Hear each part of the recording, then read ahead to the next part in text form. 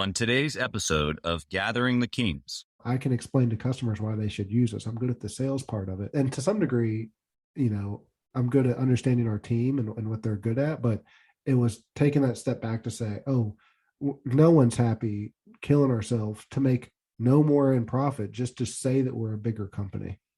You are listening to Gathering the Kings with Chaz Wolfe, featuring fellow 7, 8, and even 9-figure business owners who have real battle scars from business and life, but have prevailed as the king that they are designed to be. We welcome high-performing entrepreneurs to the stage in order to reveal the real of the real on what it takes to build a successful business today. We dissect the good and bad decisions they've made along the way that give a true and accurate picture of the journey of success and how you too can get there. Through this dialogue, you will learn the value of growing your network and surrounding yourself with power players and kings like today's guest. Grab your pen and notebook because we're about to dive in. What's up, everybody? I'm Chaz Wolfe, Gathering the Kings podcast. I'm your host. I've got Jordan Simon here on the King stage. My brother, Jordan, how are you? Good, Chaz. How are you, my friend? I'm doing well, man. We had our own little mini podcast without recording it. You and I just now chatting about podcasts, and you've started one since like us inviting you, which is kind of cool. And so I want to learn about all the things that you're doing. You got a couple of different businesses. I'm really excited for this opportunity to chat with you. So tell us what kind of business that you got, brother.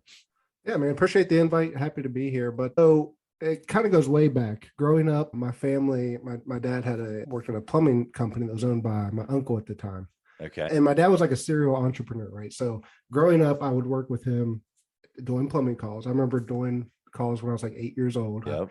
But then he had a car lot. He had a sawmill business. So I spent summers growing up playing in the sawmill, like sawdust piles while he was cutting wood. Oh, yeah. So the story starts, kind of from being a kid, growing up with him, seeing he was always running businesses. So, and when I was like in high school, he ended up buying the plumbing business from my uncle. So he ran it for like 12 years. So I did it for the summers in high school through college, worked there. And I knew for a fact that's not what I wanted to do for the rest of my life.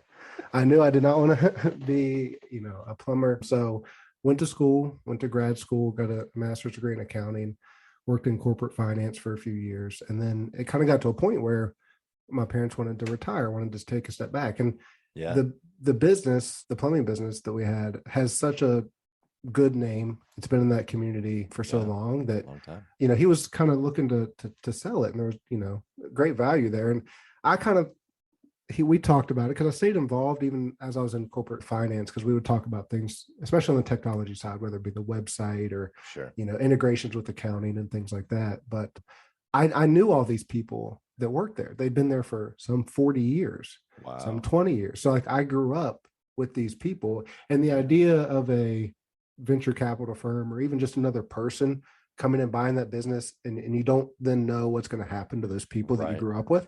It just didn't sit well with me. And so we just got to talking over the course of a few months where it was like, he kind of asked if I'd be interested in buying in with them and kind of running it so that they could retire. And talked to my wife about it, and we did that. So in 2020, we bought in, and I'm partnered with my parents now, which we kind of talked through different scenarios, but it's worked out really well, I think, in my mind. And we talk almost every day now, my dad and I, just about business or whatever he's doing in Florida. But so we have the plumbing business. Whenever I bought it, we expanded into multiple locations and also into multiple trades. So now we do plumbing, heating and air, and electrical. Wow. And then in 2021, the main supplier we used got bought out. The two guys that we used the most, like the actual sales reps that we had the biggest relationship with, kind of went off on their own and started a business. A few months in, I think they kind of hit some struggles, and they approached us and asked if we'd want to buy it. So I saw it as an opportunity to A, get some inventory management, but then B, have the expertise of these guys that knew so much. So now we have the plumbing business, and we also have this supply business that kind of does our inventory and things like that. So I know that was a long story about what the businesses are, but under the Simon Home Services umbrella, we have the home services, and then we also have the supply business as well. Yeah, that's great. I mean, I think that there's a natural integration there, just, going forward in the process or going, after in the process. And you've done both. After in the process is, okay, well, once we service their plumbing needs, what else can we help them with? Let's add on these other services. And then going backwards in the process, well, where do we get our stuff from? What happens before even us? Well, we got to get the product. So I think that that's really cool that you've expanded in both ways for your business. It's a conglomerate at this point. You got a family, you got a decade, multiple decade scenario in families. And now you've expanded in a couple of different ways. I want to get into more of the story and kind of how you've done that. But for you particularly, before we jump into that, I want to know your why. I mean, you're second generation. It's kind of like the third iteration in your family of business, but second generation. And there's a reason why you're pushing, because even when we were not recording, you were talking about, some other cool things that you're doing. You're starting a podcast and some consulting stuff as well. And it's like, some of this stuff that keeps you pushing. But even though you had all this success already, you just told me how you expanded into other verticals, into other trades, and you bought another company and all this stuff. Why are you still pushing so hard? What gives you the juice? Well, in the podcast, I talked to somebody one time and they use the analogy of like, we go to the gym and we work out. And then once we get to a certain weight, we don't just say, well, I beat the gym and I stopped, right? Like there's this pursuit of always kind of getting to the best version of yourself. Right. And for me, I wanted to create not necessarily the biggest business or make the most money, but I wanted to create a framework where people want to come work for us, where we're known as, just an expert in our field, but then also like we take care of our people, we take care of our community, kind of like that beacon in our area. Mm-hmm. For me, that ended up expanding into other things, whether it be helping other small businesses, because when I worked in corporate finance, you kind of get to see some processes, procedures that these huge corporations use. And it's like, well, why can't the small mom and pop business use that as well? So how can I help you use strategic planning and different accounting operations to help, streamline your business? So then it just became we built this framework, but that's now allowed us to spread that to other people.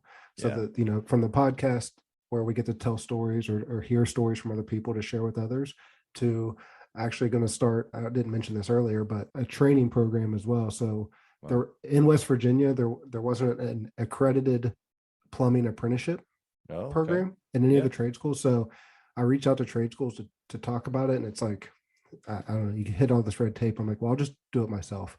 So we actually I started the Mountain State Trade Academy that's going to allow for people to go through an apprenticeship program, whether that's our people or just anybody that wants to learn the trade. So it's at this point, it's more about like, what can we do to keep kind of growing and helping more people? Yeah, I love the perspective there of not only does it solve your problem, right? Because if you can help more people get certified, then it helps you grow, right? But inevitably, you're helping more people, and that's the focus. And I think even bigger than that, it's a problem. Like, it's just a problem that exists. And you said, hey, if y'all can't do it, let me take care of it. Right. Put it right here. I got big shoulders. I can take care of it. Right? I know. Yeah. I mean, true. And even from I hope to expand it beyond that, because I was talking to other trade schools that did the same thing in different states. I talked to one in New Hampshire, the Granite State Trade Academy, and they were talking about like these YouTube videos or channels that they use to help train people. And one was called like the HVAC school. So I started doing some research. The plumbing school didn't exist. So it's like, well, then I'll start the plumbingschool.com too. So then we can hopefully take it beyond just, a true accredited apprenticeship to help anybody that's, let me learn something more about what's going on in my home or in my business or, anything with the plumbing and in the building. I love it. Yeah. You're hitting on all the right things, man, because, eventually what seems to help a certain group of people can now also affect so many others. And just to bring it always back to, this king mindset, this is what a king does. It's not just this one individual pursuit, this one business or my family or it's not about myself. It's about, okay, so here's my talents, here's my influence and my impact, and I want it to be as big as possible, which then all ties back to what you're saying, which is you becoming the best version of yourself. Even though you may have hit already a pinnacle, it seems like maybe the most, there's still so much room when you have this awareness of like, man, there's just so much more we can get done. There's so much more influence or impact that you can have. It almost feels like what you've done isn't even anything, right? Do you feel that way too? Oh yeah, for sure. But then as I've gotten older and I've had kids myself, I go back to these lessons that my dad would teach me growing up. And one thing he always talked about was stewardship. So, even biblically speaking, like the money, the things that we have, we are just stewards of. And I've really taken that to heart with the business. Like, it's not mine. It's just what we have to be able to provide for, all these employees and their families. So I take it as my responsibility to make it the best that it can be, as big as it can be, so that we can help those people, because I'm a steward for that. I love that, man. I haven't made our core values for Gathering the Kings public necessarily, but one of them is that we're royal stewards. And this mindset right here, this word steward, is very unique to me, and oftentimes used in maybe more of a faith-based scenario. But the principle of it is kingly. The principle of it is it's lack of self.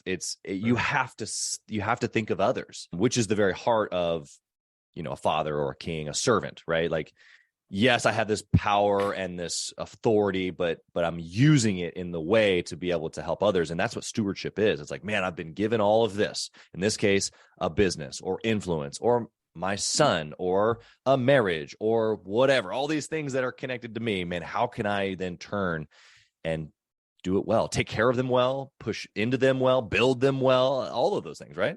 Yeah. And what I tell the team is, like, I've never really been about like hierarchy. So instead of a pyramid, it's kind of like an inverse, where the point, myself being is the support system. I'm here to support you, to help you do your job as best as possible. If I'm not doing that, then I'm not doing my job. So to me, it's upside down in the sense of, if you're at the top, you're there to help support your team or whoever it is that's working with you. Exactly. Yeah. I've heard it also said, like, it's my job to make your job better, easier, more fulfilling, all of that. I think that all those kind of play into that same mindset of taking what we have and then being able to serve others through it. I think once your team, tell me what you think about this. Once your team gets a hold of that also, and it's not just them being served or supported, right? But them taking that same stewardship mentality, or even just a servant heart, and being able to press into their fellow coworkers, the clients, of course, their families, their communities, their church, like that same king mindset. When you can kind of trickle that down, even now you have like this multiplier of like, whoa, when we walk by this business, or when we walk by this person's house, or when we interact with this individual, whoa, it's different, Yeah. And I think that's one thing that maybe I've struggled with is getting that same passion for that mission to every individual. Sure. And I think everybody to some degree struggles with that, right? I mean, because they don't own the business. They're not going to, and they shouldn't work as hard as you do, but getting them to understand what we do. Like, people can, when you're a plumber, it's not always an easy day on the job, right? I mean, you may be doing something that smells bad, or it's cold outside, or it's hard work. So I always thought about it when I was in the field of like, I'm helping someone with their most valuable asset, and it's their home. So I get a chance to come into their home and be someone that does something for somebody, rather than just thinking about it like, well, I got to go do this crappy thing. Yeah, it's true. It's true. When you change your perspective, really in life, like when you can make that shift to value, that's when you become more valuable. Usually that's when you make more money. It's usually when you grow a business, like all those mindset shifts that we go through over the course of time, whether it be an employee. I can think of when I was an employee and I made that shift to how can I become more valuable? Well, I take this task of going and, unclogging this drain seriously, because man, I get to help this family here today. And so that changes my attitude when I walk in the room and I interact with the client. I'm, hey, hello, how are you? And maybe I'm pointing out different things in the home that I think are really cool. And I'm having this experience because I want to be valuable. In return, then obviously I become more valuable to the business even. So I think there's an encouraging there for all of, even team members listening as well. I want to go into your story here a little bit. So you come in, you say, I don't want to be a plumber. Yeah. But here you are, you buy a plumbing company. And of course, you've made some other purchases since. But give us a little bit of the journey. Like, what was the first couple of years like? You bought it right before COVID. Like, just give us a little bit of that kind of you getting started story. Yeah. So, I mean, like I said, there was already a really good base to the business. We had really good market penetration. Yeah. It's a relatively smaller community, and we'd been around for 40 years. So in my mind, there was only two ways to grow. We could spread and cover more area, or we could go into different trades. So I'm like, well, we'll just try a little bit of both. And that's kind of what I explained to the team the first time we had like a meeting after the transition. It's like, here's, you guys have built this great business. Here's my plan for the future. We're going to do those two things. So we kind of started with just one location that's about an hour from our main, and it grew relatively rapidly. And I think that I underestimated how easy the growth would be, especially in that industry where everybody has these problems, and a lot of times the issue is finding people to do it. Yeah. So even made the mistakes of growing too quickly, and then we kind of put a pause on it. So yeah, but then you have to have the framework too to manage different locations. That changes your business entirely. Oh yeah. And I've heard other people talk about it, like there's a book, right? What got you here won't get you there. That's right. Where it's like, just because you got a business to $1 million, the difference between a $1 million and a $10 million business is a lot of different things. It's not just doing more of the same stuff. Right. So exactly. Trying to figure out what those things are and how to grow profitably and in a manageable way has been the struggle. Yeah, especially if you're adding in the dynamic of a whole nother location that's separate from your current business. It's different from taking one physical location and going, to 5 or 10 million, as opposed to now we're going to create separate locations. That's a whole nother thing. I didn't know this myself. I did the same exact thing with franchising. I skipped over from, I had some locations in Kansas and Missouri, and then I skipped way over to Florida. And at the time, people, even in the franchise system, were like, why are you doing this? Are you nuts? I was just thinking, why would I not? It's Florida. Like now I get to go to the beach, which, I think I've been to that beach 2 times, But the reality is that like, there's a whole nother dynamic. Now I appreciate that business. It is one of the best business decisions I've ever made. However, that dynamic of another location that I can't get to within an hour, even. Yeah. No. So how changes the management style, Yeah. How did you transition to doing a remote management? Because I think that's all kinds of fun stuff there. And I have to give you 240 episodes in now, and you're the first guest that has turned this back on me. So I'm going to answer the question, but we're going to get right back to you. Don't worry. Yeah. So in that there is a whole nother level of management, obviously. Right. So for me, it's a store level.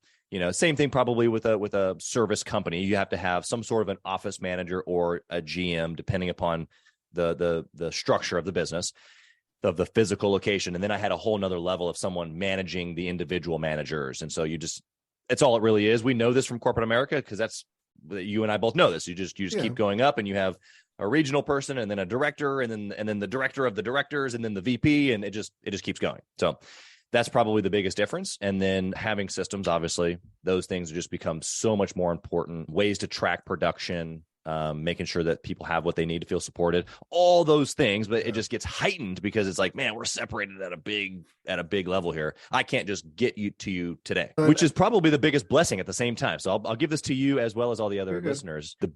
The two franchises that always did better from a management perspective were the ones that weren't in the city that I lived. And it's because I was forced to run them in a specific way. They couldn't just call me and me run to save the day. I had to create other solutions so that they still could call somebody if because things go wrong. It's a business. It's not like things go smoothly all the time. So I had to create other solutions, because knowing that most business owners like me are just fix it type people. That's what we are. We're problem solvers. And so if you call me with a problem and I can go fix it, then I'm going to go fix it, which is a problem if you're trying to grow and scale. You can't do that. You know what I mean? Yeah, no, that was our challenge too, because we were so used to everybody's in one building. They're used to going to the owner and saying, "Hey, fix this problem for me." And it's like, well, if we're going to scale, we have to get out of that. And yeah, that was certainly the biggest challenge. And what's different, not to mitigate franchising, but there are a little bit more rigidity around the processes and procedures. Yep. So for us, we were just my dad was on the verge of retirement. He didn't care if there was procedures in place. It's like we do it this. They've had success. Why do we need to change what we're doing? Exactly. So that's been the thing, and a big focus of 2023 for me is going to be, let's actually put down in writing some of these processes and procedures, because now we're to a point where there's a different structure and a different dynamic. And I was afraid. So like specifically, I said I didn't like hierarchies, so I didn't really want to give people specific titles. Even myself, like I don't have a title with the business, because to me we're all kind of working together. What that created was a sense of nobody knew who to go to. Yep, 100%. I didn't realize this until I'm big on talking to all the employees individually, and they started telling me like, well, I don't really know who's my boss and who do I go to. And I'm like, oh, well, that actually makes sense. I was thinking nobody wanted to be, below or above, but then there was no solutions. Yeah. I mean, so I've learned a lot in a short amount of time. Yeah. I think all that's super vulnerable. I hope the listeners paying close attention, because you've got two business owners that have had similar struggles in different industries, but we're talking about really the same thing. And it's people management, it's systems, it's being able to create something repeatable. And so obviously for you didn't have problems getting the jobs, right? You said like, we got the work and we grew faster than I thought. It's just the implementation. So you've got the client journey that's in there. You've got how how people are experiencing you, which comes down to training, which comes down to SOPs, which comes down to this repeatable process. And so there's a lot of work that has to be done in that, especially if you've got this old business, that everybody's just been kind of doing the same thing for a while. And especially if it's all up here. One quick thing I'll give to you, and I'll give it to the listener as well, because there's new AI out there now. So take a video of you explaining this process, or maybe it's someone on your team, even better, right? Like, this person does this task. Okay, great. Get on Zoom, hit the record button, or use Loom, record it, put it into a editing software. You've got a podcast. You know what I'm talking about. You can throw it into an editing software. It'll transcribe it for you. Take the transcription, throw that into OpenAI, and say, create, the step-by-step process based on this transcript. Boom. Now you have a written format within 30 seconds of what came out of the video. So you put the video and then the written steps in a folder. And then whenever anybody needs to be trained on that deal, you got now a written and a video form of training and an SOP right there. Boom. I can't believe I never thought of that. That's very, I like that. Super easy. So, all right, back to you. I like the back and forth, because it helps me, and I'm sure it helps the listeners to hear your insights on your business, because obviously you found success as well. So yeah, it's good stuff, man. I appreciate you being willing to even ask. I want to know of a good decision. So you've been in this role, especially as a second generation. Like, I think there's so many guys like me, first generation, that hope to one day maybe be in business with my kids. I would just love that. What's a good decision that you've made since taking over that you can look back and go like, ooh, this thing right here, I'd do it over and over again? What is it? What can we learn? I think there's several in there, but I wouldn't say it's kind of hard to place it on one exact thing, but it's around the idea of like efficiency. So okay, yeah. Because I came from the corporate finance, they had structures and processes to identify different, let's call them KPIs, to see what's being successful.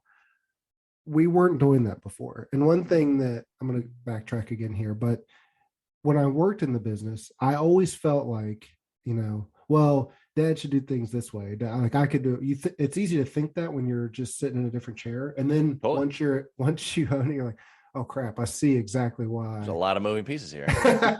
Or it's like, well, and not that one person's way of doing it. Like, if someone bought the business, they may do it completely different. Not that it's wrong, it's just different. Yeah. So it was around, let's actually implement some data collection so we can make decisions. And then we started to see what type of work actually made us the most money. Yeah. What type of work, was really just keeping guys busy, but wasn't. So the decision around, let's use technology. It was an expense, right? Yeah. To do it and to start to track it, but let's actually find out where we need to improve, what we're doing well from a true numbers perspective, not just what feels right or what feels good, but what is actually driving the growth and the revenue and the profit at the end. To give a follow-up question to that, when you found that, a drain clog versus a new shower install, I don't know. Mm-hmm. When you had this list of like, okay, here's, it's always the 80-20, right? Like 80% of our revenue comes from these tasks here, and, the rest come from over here. Did you press into the things that you weren't doing very well or not very much of because you felt like there was more opportunity there? Or did you press more into like, let's get rid of those and only do these things? What was your take there? So, well, there's a little bit of a dichotomy here. It was a good decision to track it, but then I realized we're a kind of a response-based business. I can't control the calls that come in. It's true.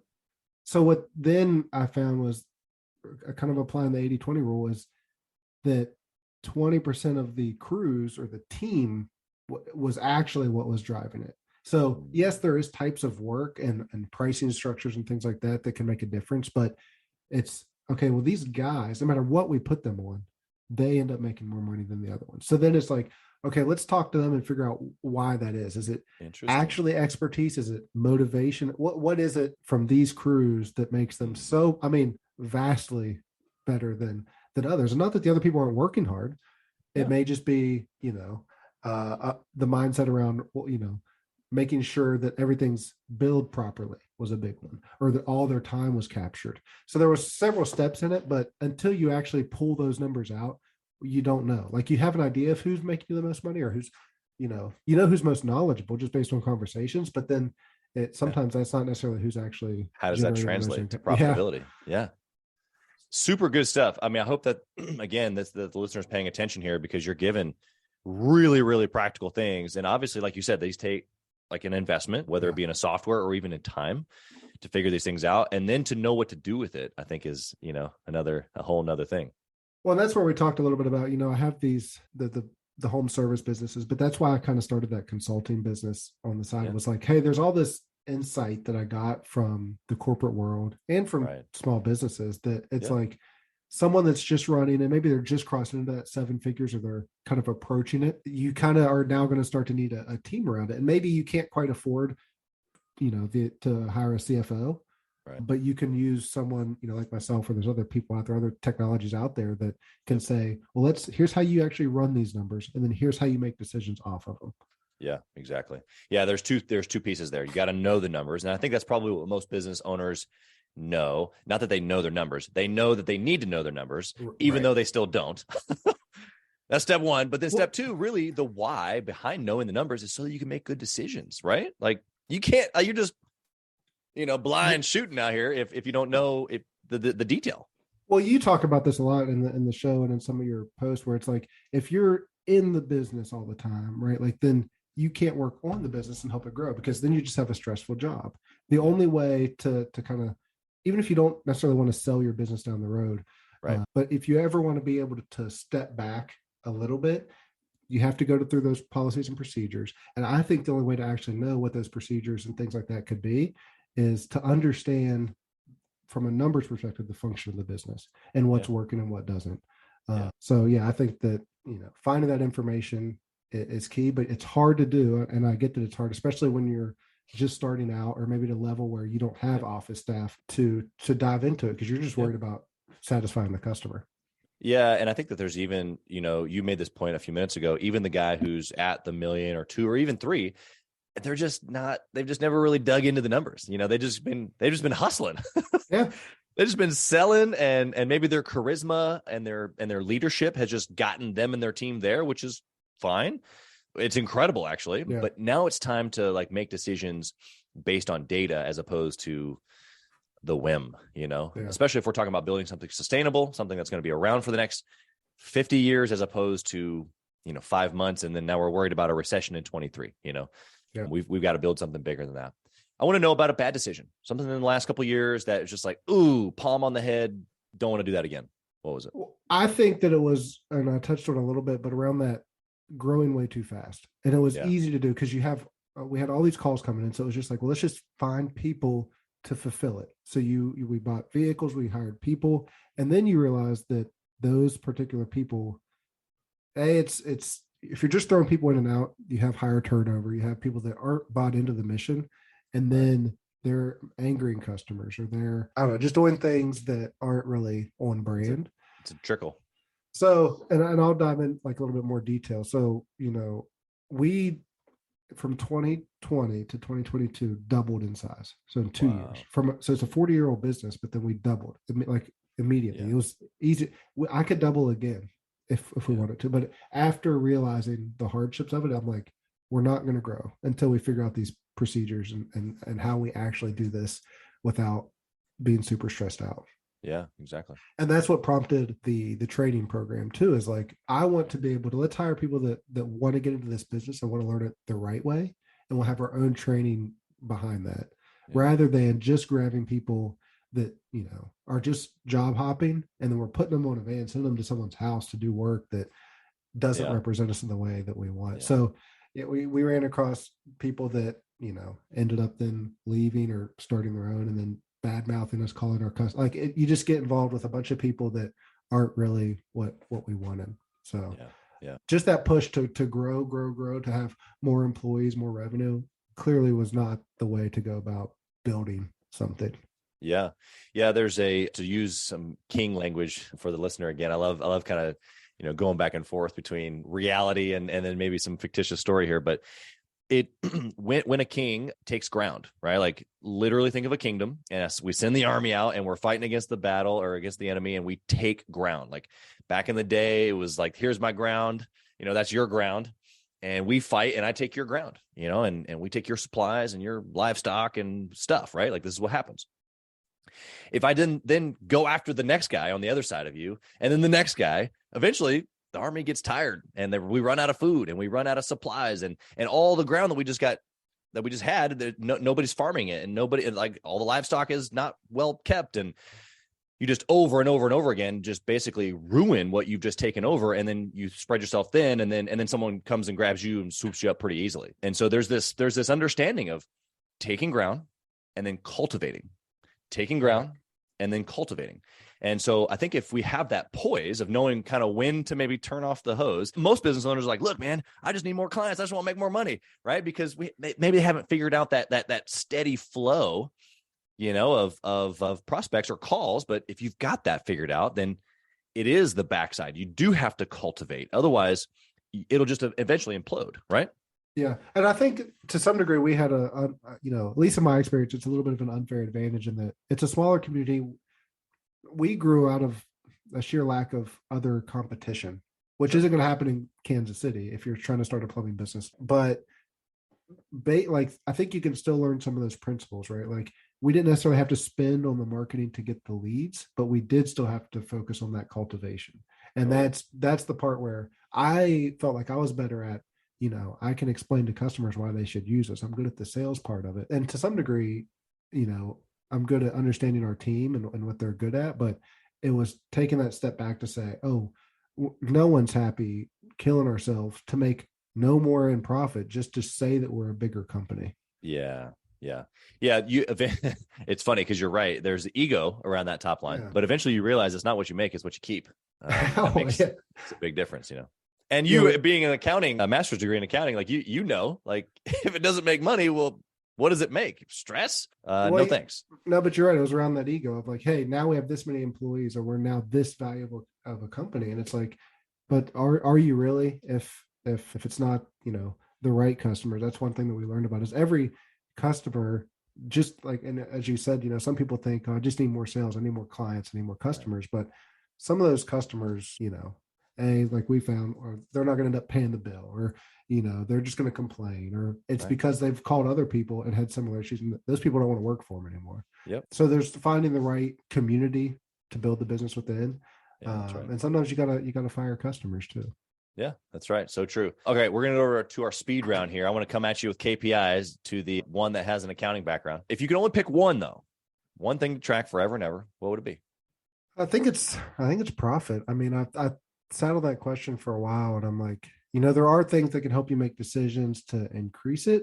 But if you're not focused on that bottom line and growing in a way that allows you to still be profitable, then it's not going to work. I think that we're seeing that now in the kind of overall economy where these businesses have these huge numbers, but they don't make any money. And then all of a sudden it's like you dig in, and when times get tough, they go out, or, they can't sustain it. So that like actually having the foundation of a profitable business, I think is the most important thing. Yeah. I mean, it's why Apple has billions in cash, right? Right. Because they know that the storm eventually comes, and you have to be profitable to be able to weather it. Right. What book would you recommend, or maybe resource would you recommend for a business owner? It's probably not even really a business book, but one that I've reread probably like every year is Thinking Fast and Slow by Daniel Kahneman.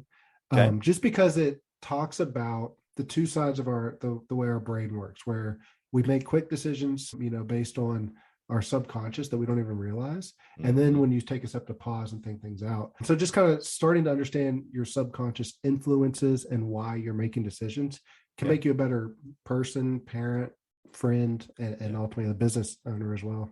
Yeah. A lot of those decision-making abilities. I mean, that's in essence why I crux the show on a good and bad decision, because It's why we are where we are today. You and me, the listener, everywhere. Like if we're honest, we're today where we are because of the decisions we made, good or bad. So I just love that picture of a resource being able to help us make better decisions subconsciously. Yes, I think we can even massage that tool, right? That subconscious tool, or even the ability to be able to slow down, think things through, knowing what you're looking for, not looking to hesitate, but to make decisions, I think is great. What would you say about intentionally networking and or masterminding? So this is something that I probably have changed my mind on lately, because growing up, like, with my dad doing all these business, it was always just work first, like, do the work, and then the success will come later. But especially as a business owner, it's kind of lonely at the top, as they say. Like, you don't have someone that you can necessarily bounce ideas off of. It all comes down to you. So I have found just a comfort in talking to other people, whether it's, joining a mastermind group. I haven't actually joined one yet, but networking is one of the things that I've used the most in the past year, I'd say, is just talking to other people that maybe they're not business owners, but have found success in another area of their life. One of the reasons why I started the podcast in the beginning was just a chance to talk to people, because you learn so much hearing other people's stories, how they overcome things, and just a way to kind of say, here's what I'm struggling with. What do you think about that? Yeah. I mean, I think even earlier, 10, 15 minutes ago, when you did the impossible and you turned my own show back towards me, which is great. I love it. I really do appreciate it. It just shows your desire to want to like, let's go back and forth. Let's do this thing together. And you're right. It at least here's what I found. What I'm hearing you say, at least in my words, it was that seemed soft, right? It seemed like, that's like business therapy, like, ugh. Yeah. But when you realize that, like, I am over here by myself making pretty weighty decisions on a regular basis, and there's some weight to that, like real weight for my family, for my team, for my team's families. Like, I'm over here making some pretty big moves and nobody knows. It's like, whoa, I'd like just a little bit of a reverberation here in the room of some thought, and to be able to have other people that that are at that level or even above be able to pour into you is obviously a big reason why we do this. It's why we're doing the show right now, to be able to help other people in the same exact way. So I just appreciate that perspective. Next question for you is around family. I prepped you a little bit before I hit the record button. I didn't tell you exactly what I was going to ask here, but Gathering the Kings this year in 23, I'm taking not a new approach. I've always been family focused, but I'm really trying to break this family, marriage, and business thing wide open, because it's something that we wrestle with constantly. I don't believe in balance, but what I do believe in is going after or obsessing over my marriage, my family, my kids, and my business all at the same time. And I want to know how you have done that. Practical, maybe a tip or two on how you've been able to obsess over all of it at the same time. I don't think I've done it well, to be honest. I do make a lot of the decisions on growth and trying to build something sustainable. And the fact now that I have children, and the idea that I want them to see a representation of what hard work and what, your own ingenuity and things like that can do for you. Yeah. I always hated the idea in corporate world that someone else put a number on my worth. Like, I'm telling you, you make X amount per year. I'd rather make less, but know that I'm doing it on my own and that I'm in control of it. So I hope to be a representation to my family of what hard work and things like that can be. When it comes to balance, I have tried a lot of the reason for those policies and procedures just to take a step back, to be able to spend some more time with young children. And, I bring a lot of that home, because like we talked about, without a mastermind group, without a peer group that you can talk to, sometimes your wife becomes your sounding board, which is good and tough sometimes. Right. So, I mean, I think we've done a good job of being on the same page about what that means, but I think, and I'd be curious on your perspective on this too, because we talked a little bit before about, like, right now we're sleeping in different rooms because of how our young children, it's like we don't have a lot of intimacy time, and that could just be for conversation, because you're just it's always go with kids and with work, with this and that. So it's like, to me, it's I've started. So what I've done some research on how to do this, and it's like, well, it says that people that manage their time better do what's like block scheduling. So I've actually blocked off time in my calendar now for those sort of things. Or maybe it's leaving my phone away because there's always somebody that needs something. Always. Like, so you have to be deliberate in saying, oh no, this time is already carved out. But you have to also be flexible and realize that things are going to change. Like my kids gave me a cold this week, and then we had them at the doctor in the morning yesterday. So it's like things are going to change, but be intentional about blocking time. So do you do that? Do you block time for your family? I do. Okay. And it's probably one of the biggest shifts that I changed. I've made different iterations of that blocking. And so like right now, what it looks like is that I go pretty hard early in the morning until about 2, 3, pick up my kids, and I spend a good chunk of time with them. I even put them down for bed. And then, in the late evening, it'll either be another flow for me in the office or time with my wife. And again, we've got a young baby as well, same as yours, 7 months. And so, sleeping in the guest room has been a thing, passing the baby back and forth. Sometimes it's sleepless nights, sometimes it's not. Sometimes, our time that we had scheduled for us is interrupted by a upset baby or an older child, because we got 4 that wake up and random time, 9 o'clock at night, and they're just up. And it's like, okay, well, here we go. So I think that the main point really, obviously, yes, super tactical, put it on the calendar. If you're listening right now and you don't have like a family time on the calendar, that's like just step 1, like, because you and I both know if it's not on there, you're going to do something else, period. Mm-hmm.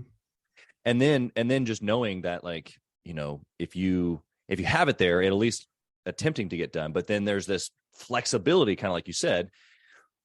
The main piece, I think, is that like it's all together. It's not family and business. It's like we're all in it together. I had a guest a couple of weeks ago say that he wanted the business to be a child, not a mistress. I like that.